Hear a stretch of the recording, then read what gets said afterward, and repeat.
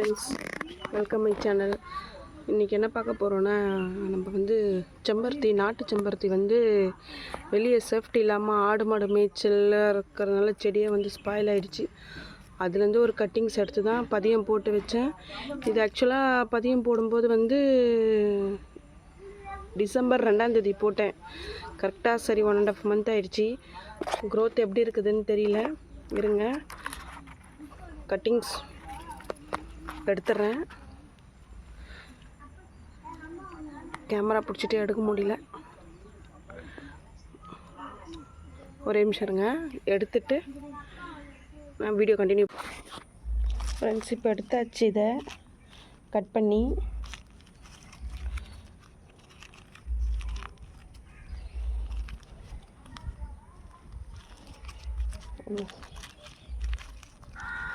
எப்படி இருக்குன்னு பாருங்கள்.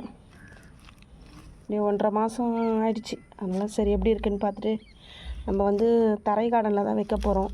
மாடி தோட்டம் கிடையாது. சரி, மண் நல்லா ஈரப்பசமாக இருக்கிறதோடவே வச்சிடலாம் அப்படின்னு சொல்லிட்டு தான்.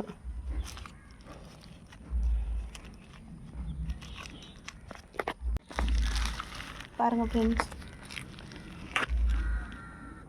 அழகாக ஃபுல்லாகவே 1.5 மாதத்துக்கு நல்லாவே க்ரோத் ஆகிருக்கு.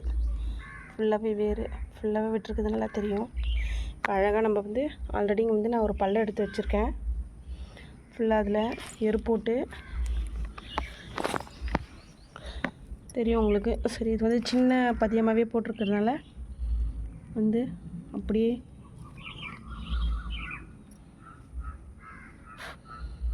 நல்லாவே வேர் விட்டுருக்குங்க.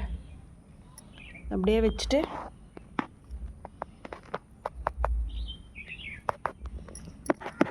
தள்ளிட்டு